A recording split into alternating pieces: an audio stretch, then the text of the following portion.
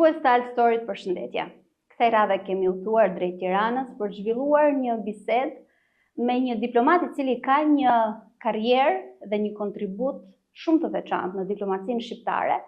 Më i veçantë bëhet kontributi i tij për shkak se ai ka shërbyer si diplomat në vendet ku edhe racionalisht, edhe emocionalisht ne kemi më shumë lidhje, në Kosovë dhe në Maqedoninë e Veriut. Kënaqësi të ndaj këtë Alt Story me Arben Çeikun. Përshëndetje dhe faleminderit që e pranove ftesën time. Faleminderit për mundësinë që më jep dhe të uroj suksese në Alt Story. Përgjithsisht, intervistat mes miq rezultojnë të jenë biseda të këndshme më shumë se sa intervista klasike. Para gati 10 vjetësh ne kemi zhvilluar një intervistë ku kemi folur për rrugtimin tënd jetësor, po të drejtohem në njëjtë. Sot do flasim për diplomacinë, duke qenë se vëmendja është zhvendosur pikërisht tek diplomacia, le të themi në një kontekst më të gjerë. Kur i referohemi audiencës tek shqiptarët e Maqedonisë së Veriut apo edhe ata të Kosovës, cili është emocioni i parë që të vjen në mendje apo nostalgjia lidhur me kohën kur ke shërbyer si diplomat në këto vende? Së pari më jep mundësinë që t'i përshëndes nëpërmjet këtij emisioni, këtij ekrani, këtij broadcasti dhe të gjithë kësaj forme të komunikimit që keni zgjedhur. Natyrisht që të shërbesh në vende të largëta mbase koha bën të vetën dhe i gryen edhe kujtimet, i gryen dhe emocionet edhe madje ndoshta edhe interesin. Në rastin tim, unë thjesht nuk punoj, nuk jam pjesë aktive e administratës dhe ministrisë jashtme në funksion, por si Arben, si qytetar, si diplomat, si njeri që i ndjek me vëmendje gjithë këto zhvillime, sigurisht që jam i shqetësuar për çdo gjë që nuk shkon mirë dhe jam i lumtur dhe krenar për çdo gjë që ndodh mirë në Kosovë, në Maqedoninë e Veriut apo kudo që janë shqiptarët. Jemi të lidhur pasgjithshmërisht. Për fat, kur unë kam filluar diplomacinë në vitin 93, dosjet ose rajoni që mua më caktua për të analizuar si diplomat i ri, ishte pikërisht Jugoslavia plus Maqedoninë e asaj kohe, të quajtur Fyrom, sot Maqedonia e Veriut. Që desha s'desha rajoni, shqiptarët, zhvillimet përreth më kanë ndjekur në vazhdimsi, si diplomat, si gazetar, si qytetar, por në çdo lloj funksioni dhe aktivizmit timin. Sepse nuk je aktiv, le të themi, nuk je aktiv të shërbyer si diplomat, po je shumë aktiv si një zë dhe si një njohës shumë i mirë zhvillimeve dhe dinamikave politike në rajon. Ke shërbyer në Kosovë dhe në Maqedoninë e Veriut në një periudhë kur çështja shqiptare ishte shumë e ndjeshme. Vinim pas përfundimit të dy luftrave, le të themi.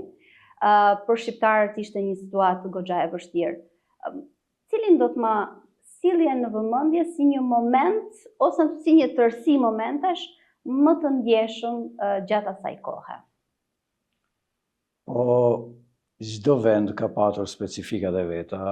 Kosova ka patur të vetat, Maqedonia e Veriut ka patur të vetat. Në të dyja vendet që kam shërbyer, në njërin ka qenë shumicë, themi absolute shqiptare, në pjesën tjetër ku kam shërbyer, shqiptarët kanë qenë një faktor determinues për stabilitetin dhe funksionalitetin e shtetit. Pra, në secilin rast, unë sa që kam patur avantazhin, kam patur dhe dizavantazhin e një kujdesi të veçantë për përfaqësimin ose për të bërë dallimin midis përfaqësuesit shtetëror, diplomatit si profesion dhe njeriu që është rritur në një ambient dhe një mjedis që për herë është ushqyer me historinë, me kulturën, me artin e shqiptarëve përreth Shqipërisë. Dhe natyrisht, Kosova ka disa momente, unë kam shkuar kur kanë filluar bisedimet, kur u hap rruga për të filluar bisedimet për statusin e Kosovës, dhe nëse mund ta them kështu figurshëm, fillova dhe shkova në një shtet që kishte emrin po s'kishte statusin. Pastaj kur ky shtet u bë me status, u bë shtet i pavarur, shkova në një shtet që kishte statusin, po kishte problem me emrin. Midis këtyre të dyjave ka bashkëllëtuar, themi, angazhimi im, puna ime profesionale. Ku ishte më e vështirë, në një shtet që po krijohej, brenda një identiteti, siç ishte Kosova, apo në një shtet ku dy identitetet, le të themi, po kërkonin ripozicionim për të ndërtuar shtet? Që të jemi sinqert, Kosova ka qenë dhe mbetet pak a shumë një, si më themi, international business.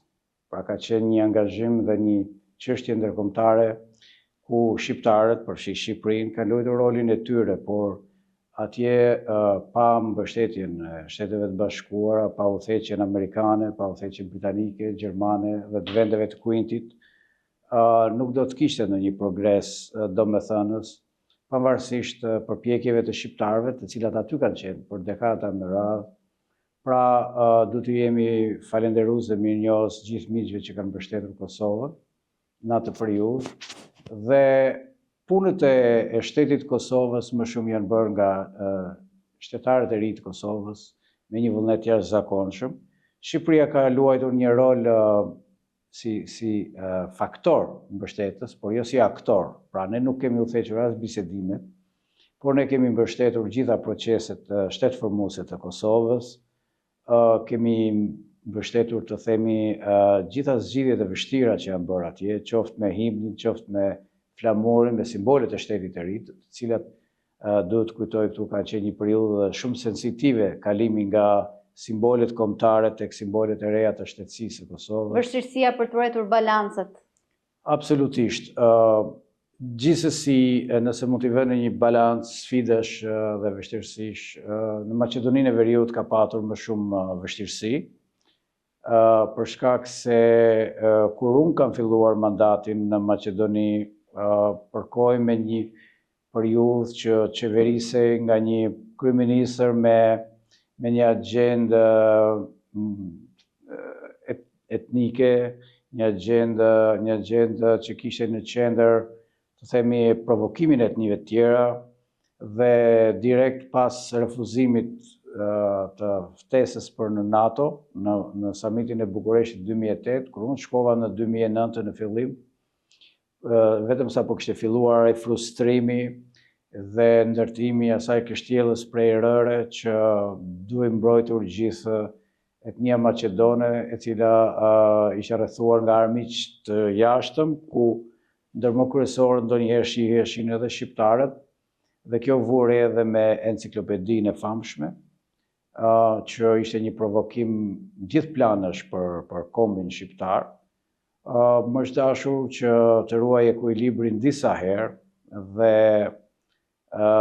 të ruaj edhe sensitete dhe gjendje që mund të shërbenin ndoshta edhe për përkeqësim të situatës apo për përmirësim të saj. Pra në tërësi, Maqedonia e Veriut, shërbimi në Maqedoninë e Veriut, për mu ka qenë mjaft i vështirë, por me një eksperiencë që mora në Kosovë, me faktorin shqiptar, me faktorin ndërkombëtar, edhe me lehtësinë për hir të së vërtetës, dorën e lirë që më ka lënë qeveria e asaj kohe për të vepruar, dhe mbështetja e partnerëve ndërkombëtar në Maqedoninë në atë kohë, veçanërisht ambasadës së Shteteve të Bashkuara, me cilën kam bashkëpunuar ngushësisht, ambasadën e Bashkimit Evropian, sigurisht edhe OSBE-n dhe faktorë të tjerë lokal. Çfarë të bën një diplomat më të suksesshëm, kur ti arrin të ruash unin tënd, apo kur ndjek në mënyrë strikte politikat qendrore të shtetit nga ku vjen? Apo një balancë mes të dyjave? Është një sfidë, varet se nga cila fush futesh në diplomaci, futesh si skolast, futesh si një diplomat që je trajnuar në shkollat e diplomacisë, apo shkon nga profesionet tjera. Unë diplomacinë e kam ushtruar edhe si profesionist i medias, dhe po ashtu edhe si njëri që ka qëndruar pranë politikës në Tiranë. dhe e kam patur përgjegjësinë për atë që përfaqësoj si përfaqësuesi më i lartë i Shqipërisë në atë vend. Kam patur vëmendjen dhe themi eksperiencën për të lexuar si gazetar zhvillimet dhe ngjarjet për të kuptuar se ku është lajmi dhe ku është e vërteta, dhe po ashtu si profesionist, si diplomat, jam përpjekur të ushtroj ndikimin tim duke përdorur mjetet diplomatike për çështjet që kanë qenë të ndjeshme. Kujtoj këtu reagimin tim për enciklopedinë, e cila bëri një onë shumë të madhe. Mund të them këtu tani për herë të parë që disa herë është kërkuar largimi im, nxjerrja ime jashtë territorit si persona non grata. Por ja ku jemi, unë udhtoj dhe shkoj në Maqedoni si një mik i atij vendi, dhe personat që kërkonin të më nxjerrin non grata sot janë non grata për vete. Është shumë interesante puna që kam bërë, por ndoshta në një moment tjetër ja kam borxh publikut atje për të dhënë disa sqarime për disa gjëra që nuk e kam patur mundësinë për t'i sqaruar, sepse statusi im si ambasador nuk më ka lejuar që të bëj sqarime politike si politikan apo të bëj sqarime të tjera për çështje sensitive. Sqarimet do t'i dedikoheshin një libri? Sigurisht. Unë kam bërë një libër për Kosovën, ku kam shprehur shqetësimin tim për ecurinë e procesit të njohjes dhe konsolidimit të shtetit Kosovës. Dhe edhe sot në një farë mënyre e ritheksoj rëndësinë e atij libri, i cili është botuar anglisht dhe është në të gjitha libraritë botërore, është në Amerikë, në Europë, në bibliotekat e disa mbretërive, por Kosova është një temë e cila është ende në një lloj evoluimi. Kurse për Maqedoninë e Veriut ende nuk e kam publikuar atë çfarë kam punuar, sepse disa tema, disa personazhe janë aty ende aktiv, edhe nuk do t'ishte mirë që unë nëpërmjet një botimi Le të themi nuk do të provokosh edhe pak kohë. Do doja që disa gjëra të ruajnë statuon qetësinë e tyre. Kam patur, mund të them kaq, që kam patur të njëjtin vlerësim, dashuri për gjithë shqiptarët. Për mua nuk kanë patur rëndësi flamurët e partive politike, pavarësisht se në ndonjë rast jam parë një krau apo i krau tjetër, ajo gjithmonë më ka dhënë humor, sepse unë asnjëherë s'kam kandiduar dhe s'kam patur qëllim të kandidoj për asnjëherë nga forcat politike në Maqedoni. Ajo që unë kam kërkuar në një farë mënyrë ka qenë që shqiptarët e Maqedonisë mos të shpërndahen në shumë parti. Dhe ky ka qenë parimi që unë kam ndjekur gjatë kohës, dhe besoj që do ta shtjelloj në një mënyrë pak më të qartë në të ardhmen, kur unë do të sqaroj edhe disa nga pozicionet dhe qëndrimet e mia, për cilat disa i kam bërë të ndjehen mirë, disa nuk i kam bërë të ndjehen mirë, por në thelb i garantoj të gjithë se Arben Çeiku ka qenë atje si një shqiptar me besë që ka dashur të mirën e gjithë shqiptarëve dhe ka kërkuar që shqiptarët të marrin në dorë fatet e tyre, të mos presin, mos të kenë gjithmonë atë sensin e pritshmërisë, por të luajnë rolin e tyre, duke filluar nga studentët në universitete dhe të tjerët me radhë. Politika ditore zakonisht të pozicionon qoftë ndoshta edhe për interesa të politikës ditore. Gjatë kësaj bisede e përmende edhe rolin e Shqipërisë qoftë në Kosovë, qoftë në Maqedoninë e Veriut. Përmendet që në Maqedoninë e Veriut, për hir të vërtetës, paktën atëherë kur unë ju kam njohur në 2012, kur bëheshin edhe le të themi agjendat e festimeve për 100 vjetorin në shtetet shqiptar.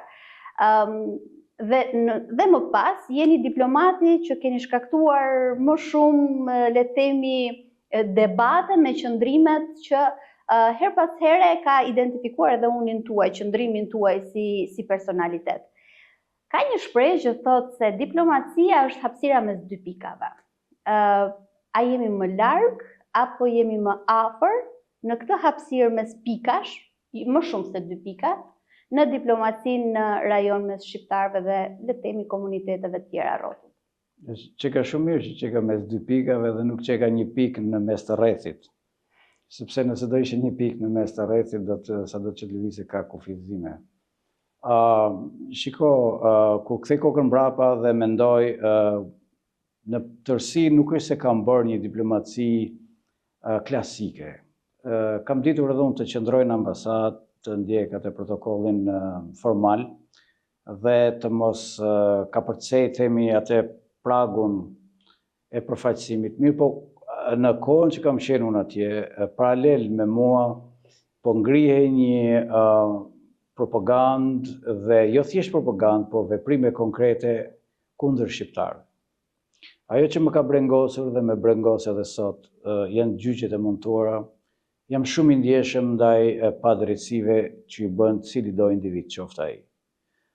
Jam shumë dakord që të dënohen të gjithë ata që kryejnë krime dhe vepra kriminale, por nëse drejtësia bëhet selektive, ai vend ose ai shtet ose ajo edhe familje nuk ka demokraci, nuk ka drejtësi, nuk ka liri.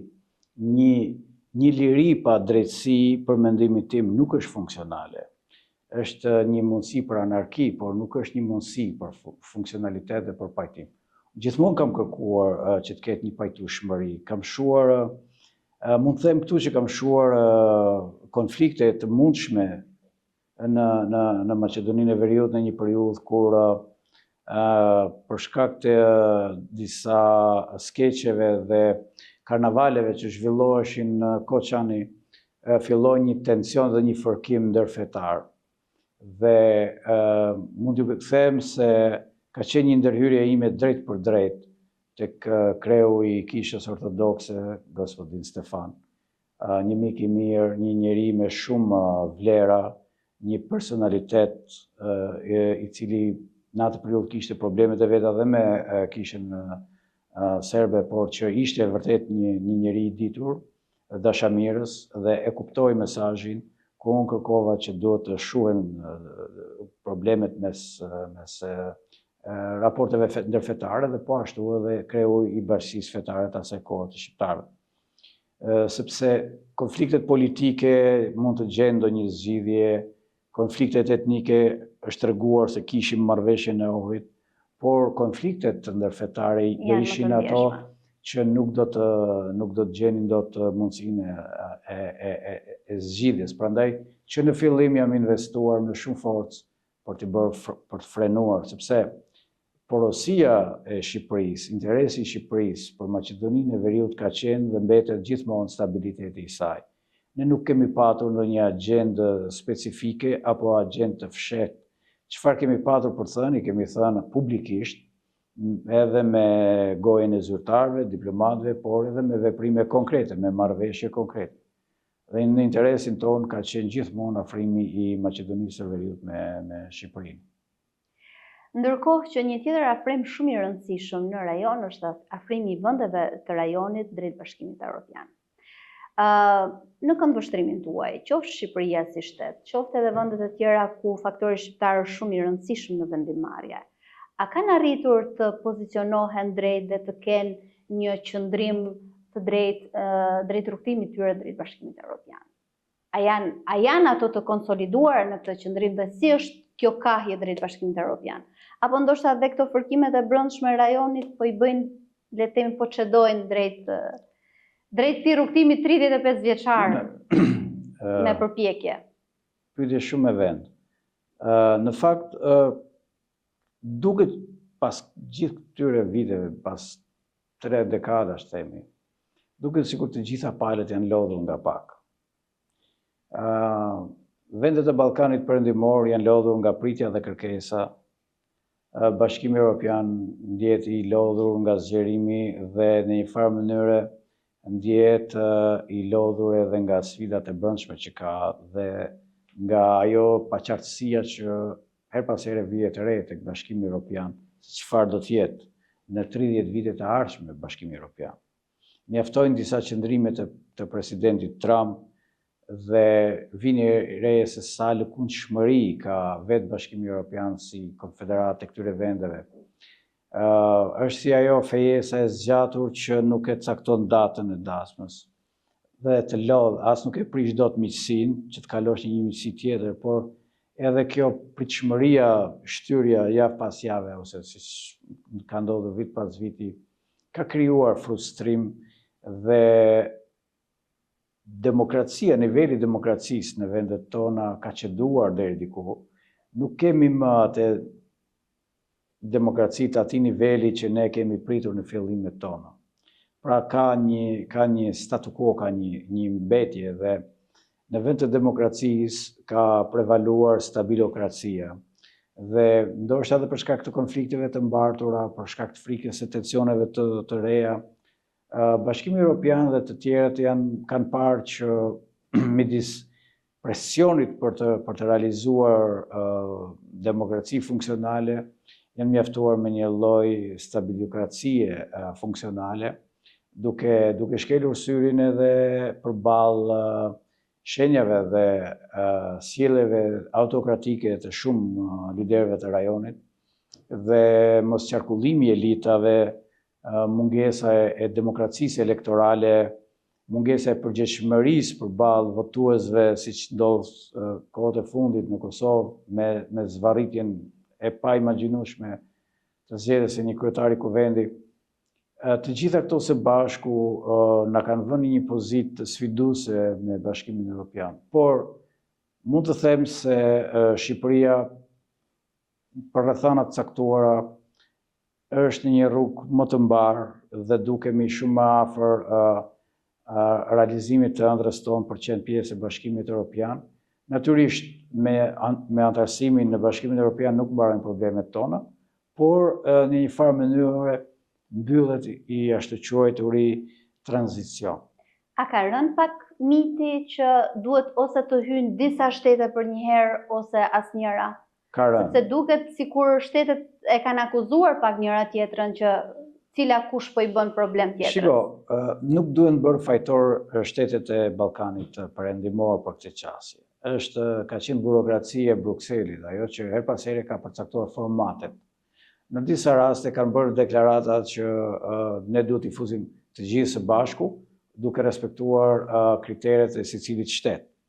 Por me sa duket, tani jemi një fazë tjetër ku kanë prevaluar disa interesa dhe disa angazhime konkrete dhe duket qartë që Shqipëria dhe Mali i Zi janë shumë më pranë Bashkimit Evropian. Kjo ka qenë një korsi me disa garues, ku njëherë ka shkuar njëri para, tjetri mrapa. Për shembull, ka patur momente që Maqedonia e Veriut ka qenë shumë përpara, pastaj është afruar Shqipëria e kështu me radhë.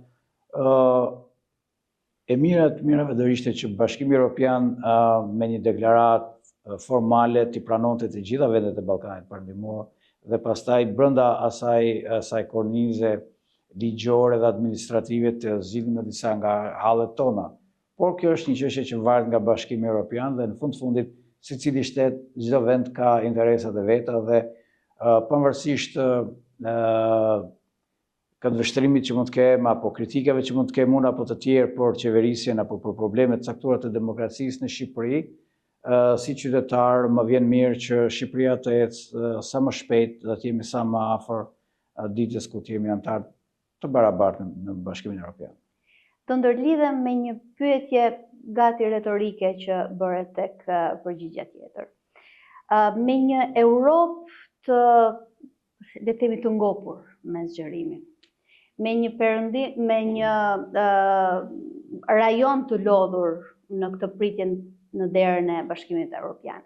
Me këto konfliktet e rajonit, Serbi, Kosovë, Malizi, Bosnje, me konfliktin e madh, me luftën mes Rusisë dhe Ukrainës, me ndryshimet pas ardhjes së Donald Trump, ndryshimet edhe politike, edhe ekonomike, por edhe në mendësinë e NATO-s, domethënë me gjithë këto lloj komponentësh, çfarë mendon se do t'jetë Europa mbas 30 vjetësh? Me që e parashtruat se Europa po ja bën vetas pyetjen çfarë do jetë mbas 30 vjetësh. Në gjithë këtë lloj kombinimesh.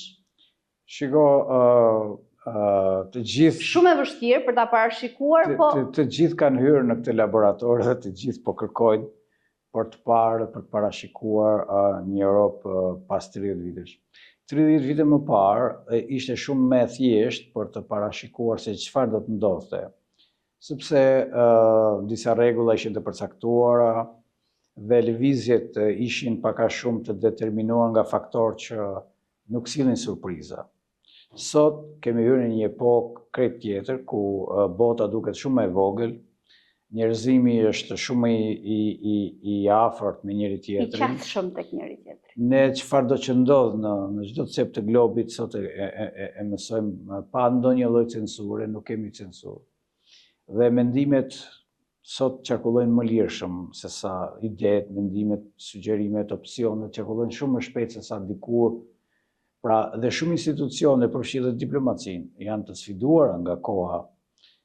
Për sa i përket asaj se ku do të jetë Europa, nuk mund ta them, sepse 30 vite më para thash kishim pritshmëri të tjera, 30 vite më vonë nuk i dihet se ku do të jemi, sepse luftrat që kemi përreth, konfliktet, interesat gjeostrategjike, ngjajnë her pas here më shumë me një tablo të luftës së parë botërore, ku luftoi për kombe dhe për territore.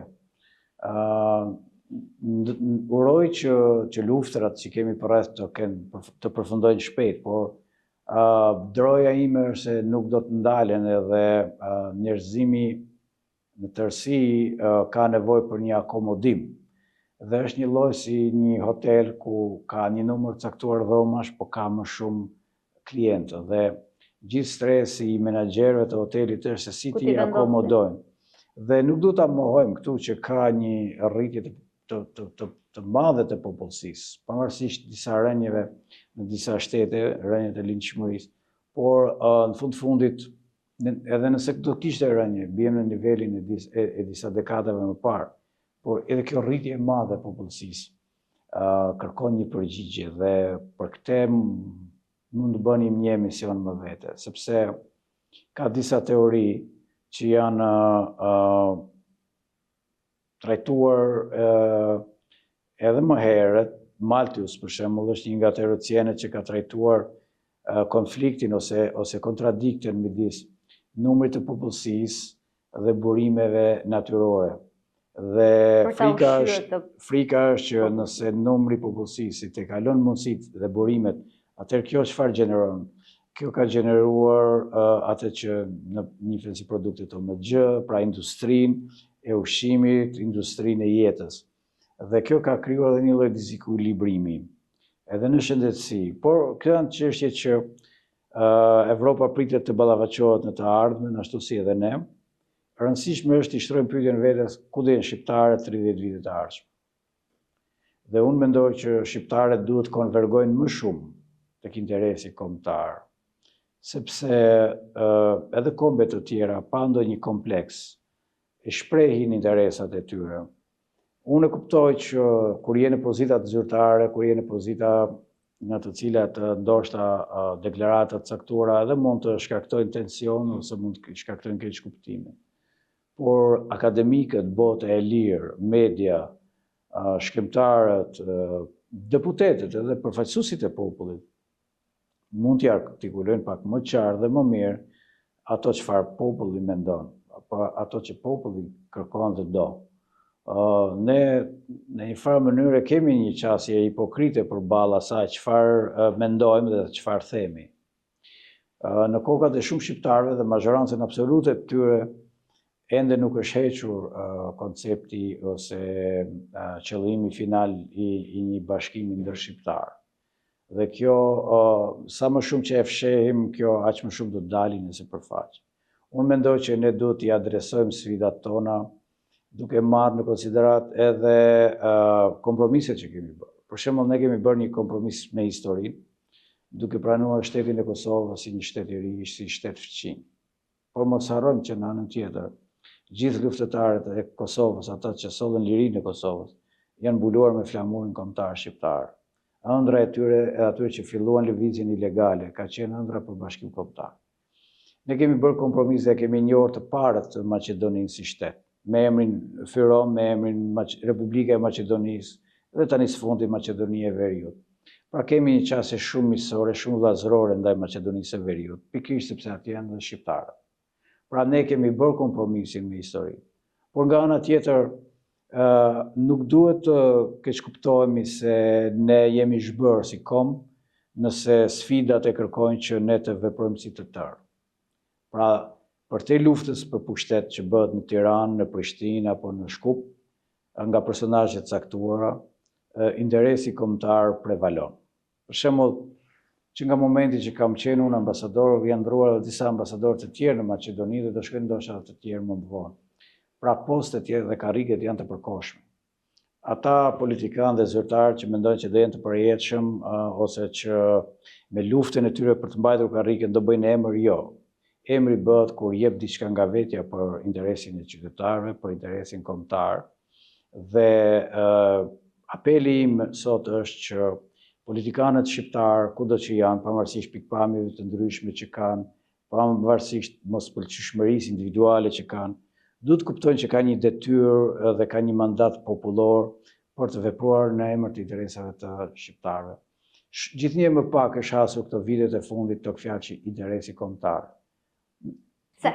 Sepse është kompleksi i inferioritetit përballë të tjerëve dhe kompleksi i të qenurit komfort me atë çfarë duhet të dëgjojnë veshët e burokratëve në Bruksel apo diku tjetër. Por ne kemi qenë ata që kemi ndryshuar disa herë qëndrime në raport me Kosovën për luftën e UÇK-s, kur Shtetet e Bashkuara i kanë quajtur organizatë terroriste në terroriste. Edhe luftëtar të po të hapësh median e kohës në Tiranë kudo pak a shumë ky lloj refreni, ky lloj ka qenë. Të paktën kanë qenë ata që kanë mbajtur qëndrime të ndryshme dhe duhen përshëndetur. Pastaj kemi ardhur tek liria e Kosovës ku me gjysmë zëri disa artikulonin pavarësinë e Kosovës si opsionin final.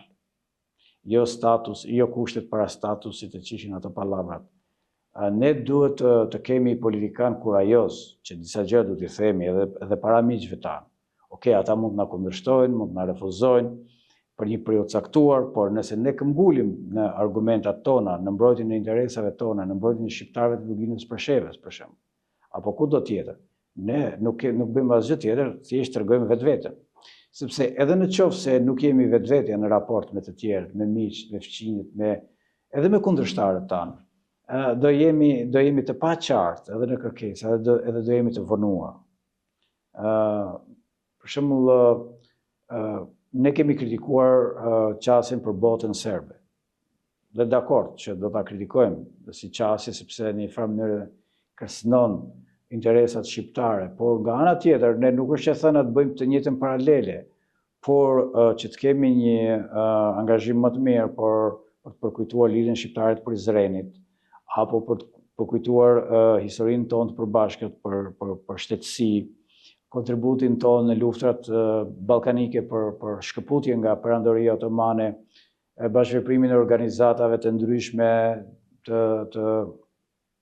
në Maqedoni, për shembull, të organizatave shqiptare dhe atyre të VMRO-s e tjerë me radhë. Pra, ne kemi çfarë të tregojmë si një kom dhe nuk duhet kompleksohemi që të sillemi si tillë dhe nuk duhet të jemi sipërfaqësor që vetëm krenohemi me disa figura, për shembull për Nën Terezën, për Skënderbeun, apo për artistë si Rita Ora e kështu me radhë, apo futbollistë të tjerë, dhe ndërkohë në anën tjetër bëjmë një shkëputje dhe kur vjen fjala që neve pyetemi se, ore, çfarë mendoni ju, ku do jeni ju shqiptarët pas 30 vitesh, ne themi, këtë do të na e thonë tjerët, se ne nuk dimë se çfarë do të bëjmë ne pas 30 vitesh. Pyetja jote është shumë e drejtë dhe shumë e bukur. Ndoshta kjo është një pyetje që duhet bërë gjithandej. Ore, ku i shikoni ju shqiptarët pas 30 vitesh? Kjo është ajo që duhet na shqetësojë ne sot. Jo ku do i shohim ne për shembull Kosovën pas 30 seancave për të dështuara të tjera për zgjedhjen e një kryetari kuvendi, apo ku do ta shohim Shqipërinë pas 30 vjetësh zgjedhje të diskutuara dhe të asnjëherë të pranuara, apo luftën e egër politike mes themi politikanëve shqiptarë në Maqedoninë e Veriut, të cilët duhet të unifikohen më tepër dhe jo të përqahen. Për hir të vërtetës, ke shumë të drejtë kur thua që ne kemi bërë shumë kompromis me historinë. Para jemi një vend që përpojmë një precedent në botë, sepse ne rrethohemi me vetveten. Kemi qenë faktor stabiliteti në rajon, po edhe destabiliteti kur është vënë në pikpyetje çështja kombëtare. Po për hir të vërtetës se edhe Europës i kemi dalë krah nëse e shohim në kontekst historik. Par pak më gjerë se sa çështja shqiptare në rajoni në vetvete, Europa, bota sot ka një përplasje të fortë mes ideologjish, qëndrimesh, që shpeshherë mundohen të japin kahje të ndryshme. Bota ka përballuar 2 luftra botërore. Ka shmangur një të tretë falë Mançurisë, të kryesisht të një ish presidenti amerikan. Sot në kontekstin diplomatik, në syrin tuaj, bota është më e prirur drejt paqes apo drejt luftës? Për momentin duket që është e prirur më shumë drejt luftës. Për shkak se, për fat të keq, ka një rigjallërim të industrisë ushtarake dhe ka një tendencë të vendeve për të furnizuar, për të armatosur. E gjitha kjo ngre pikpyetje të mëdha për paqen në botë, edhe në Ballkan. Ka furnizime pafund me dron, pa pilot, nga shtete përreth Shqipërisë. Dhe edhe vendet të tjera kanë dëfishuar, e trefishuar, e katërfishuar është intimidim, kërcënim apo paralajmërim? Shiko tani, është si çështja e panikut, që i kap të gjithë nga pak. Pra, ishte ajo pandemia që ishte më kaluar në heshtje dhe ishte shumë dramatike. Po edhe çështja e luftës, e konflikteve, kërcënimit të interesave të shteteve të caktuara, e bën që këto shtete të marrin masa mbrojtëse. Shumë ekuilibra social në vende me stabilitet të lartë janë prishur. Për arsye të caktuara, në disa prej tyre kanë ndikuar emigracionin, në disa prej tyre kanë ndikuar politika të caktuara liberale dhe neoliberale. Ka po ashtu, siç e përmendet ju, përplasje edhe të civilizimeve, edhe aspekte tjerë, edhe një lloj lufte sektare që kemi parë në Siri e tjerë me radhë. Po shohim tani një përplasje tjetër në Iran e kështu. Fakti që një pjesë e madhe e botës po mendon për të armatosur na bën skeptik se bota në një farë mënyre e mendon paqen duke u armatosur për ta mbrojtur themi shtetin, lirinë e qytetarëve të vet. Uroj që në një të ardhme të afërt të kemi një qasje ndryshme ku gara armatimit të mos shihet si një garanci për paqe, po të shihet si kërcënim për paqe. Nëse do vazhdohet me këtë lloj ritmesh ku po investohet në teknologji të lartë të armatimeve, do kemi gjithmonë tensione dhe konflikte lokale dhe probleme, sepse jo të gjitha armët dhe teknologjia e lartë është në duar të sigurta. Shpeshherë kemi vënë re se grupe të caktuara terroriste apo grupe të caktuara, fraksione të caktuara në shtete të ndryshme kanë akses shumë të lartë në teknologjinë e armatimit dhe nuk dihet se si dhe për çfarë mund ta përdorin këtë lloj teknologjie. Kështu që le të lutim Zotin të sjellë paqe, të sjellë të paktën më shumë qetësi në kokat e liderëve të mëdhej dhe të kuptojmë se me këtë rrugë që kemi marrë, e kemi të pashmangshme një lloj konfrontimi pavarësisht se ku. Çdo shtet preket nga lufta, pa marrë parasysh se sa larg zhvillohen atë. Është iluzion i gabuar të mendosh se është larg nesh. Fakti që tani ka luftë midis Iranit dhe Izraelit shqiptarët nuk janë të prekur. Absolutisht jemi shumë të prekur. Dhe në qoftë se do t'i bëjmë një analizë pak më të holluar, do ta shikoni se sa shumë të prekur dhe të afektuar jemi ne nga kjo luftë, apo nga lufta në Ukrainë, apo çfarë do lloj lufte tjetër. Pra çdo lloj lufte është e rrezikshme. Dhe për më tepër ne në Ballkanin Perëndimor që kemi përjetuar luftrat etnike dhe janë rrënqese kujtimet për të.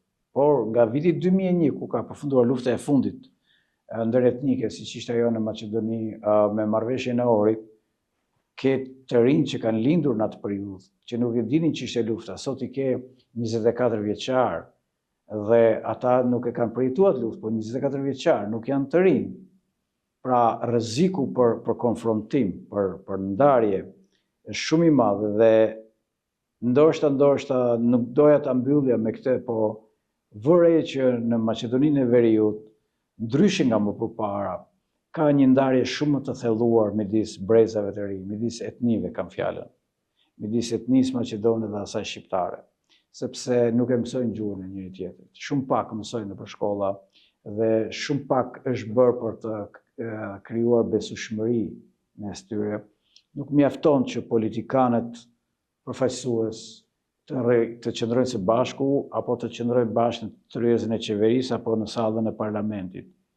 Ata kanë bërë shumë pak në këndvështrimin tim për t'i afruar dy popujt dhe për të dhënë më shumë garanci për bashkëpunim mes tyre. Janë shumë të pakta rastet e aktiviteteve të përbashkëta kulturore e kështu me radhë pa hyrë në të tjera. Me që mu riktheve me shumë diplomaci, u riktheve në bazë. Me që jemi dhe të këto aktivitetet që thua, a do i rikthehesh Maqedonisë së Veriut, ndoshta me ndonjë promovim libri, duke pritur që të shkruani atë librin që paralajmëruat pak më përpara, sepse kam në dorë një roman tuaj, do vini ta promovoni në Maqedoni këtë dhe ndonjë vepër tjetër për t'ju rikthyer vëmendjes publike në atë audiencë. Shiko, në çdo kohë që më është dhënë mundësia, kam bërë rikthimet e mia në kuptimin edhe të mesazheve publike që jap, edhe të takimeve apo konferencave ku marr pjesë, me kënaqësinë më të madhe do vija edhe për këtë roman, i cili është i sapo dalë këtë ditë në Tiranë dhe do promovohet së shpejti këtu, por për vetë temën që mbart, fenomenin që ka, është një roman politik, i cili shpreh brengen e mungesës së demokracisë brenda partive politike dhe mungesën e rrugëve të rinjve për të bërë kontributor. Nuk mjafton të antarësosh njerëzit, apo t'i përdorësh, por e rëndësishme është t'ju hapësh portën që ata t'i bësh që ata të ndjehen... Të kultivojnë unin e tyre në fund të ditës, dhe jo një kopje shëmtuar e... Qenë të barabartë, sepse kjo listokracia e liderëve që japin, bëjnë ato listat e tyre të njerëzve të përzgjedhur, e ka degraduar shumë procesin e besimit tek politika, dhe ka larguar dhe largon gjithnjë më shumë idealistët, njerëzit e mençur, njerëzit që studiojnë për politikë, dhe njerëzit që vërtet duan të japin nga vetja për vendin nëpërmjet partive politike. Partitë politike nuk janë zyra kuadri për të emëruar zyrtar. Partitë politike prandaj quhen parti politike, për të prodhuar politikë, për të prodhuar mendim. Dhe për aq kohë sa këto dyert mbeten gjysmë të mbyllura ose të kontrolluara në hyrje, si hyrjet nëpër disko, atëherë nuk do kemi fuqi të reagimit publik. Siç ndodh edhe në Kosovë, po edhe në Shqipëri, për shembull, nuk ka një dorëheqje të një deputeti, të një politikani, të një zyrtari që të dalë të thotë si këtër, nuk e dua këtë karrige dhe këtë post me këtë qasje morale që kërkohet. Unë nuk jam dakord me këtë gjë. Është shumë e vështirë për të gjetur njerëz të tillë që japin diçka nga vetja për qytetarët. Edhe kërkojnë gjithmonë që qytetarët të dalin në protestë, qytetarët bëjnë këtë, qytetarët bëjnë atë, bëjnë atë. Dhe kur vjen fundi, politikanë të tillë janë shumë pak dhe duhet shifja më shumë idealist që marrin pjesë në politikë. Dhe ky libër nuk është thjesht për çfarë ka ndodhur dhe ndodh në Shqipëri, është një libër që për fat të keq i gjen personazhet e njëjta tek partitë politike shqiptare në gjithë hapësirën ndërshqiptare, sepse në mendjen time dhe në kujtesën time janë të gjitha eksperiencat e partive politike që kam njohur nga afër, si në Shqipëri, si në Kosovë, si në Maqedoninë e Veriut. Dhe një nga gjërat më të vështira sot është të gjesh njerëz të mençur që i flasin një publiku të gjerë dhe që të vërtetën dinë ta thonë sa me diplomaci, aq edhe pa e shtrëmbëruar dhe me të gjithë dimensionalitetin e të qenurit të vërtet. Dhe unë jam shumë e lumtur që ndava këtë Alt Story me ty sot. Uroj suksese, uroj që Alt Story të bëhet vërtet një top story fuqishëm edhe të gjejmë këto, të shfrytëzojmë të gjitha këto hapësira të komunikimit të lirë për të dhënë mendime për interesin tonë të përbashkët dhe të uroj shumë shëndet dhe sukses edhe ty. Shumë faleminderit. Shikues të dashur, ne takohemi sërish të shtunën e ardhshme në orën 21 në Alt Story në Almak Press.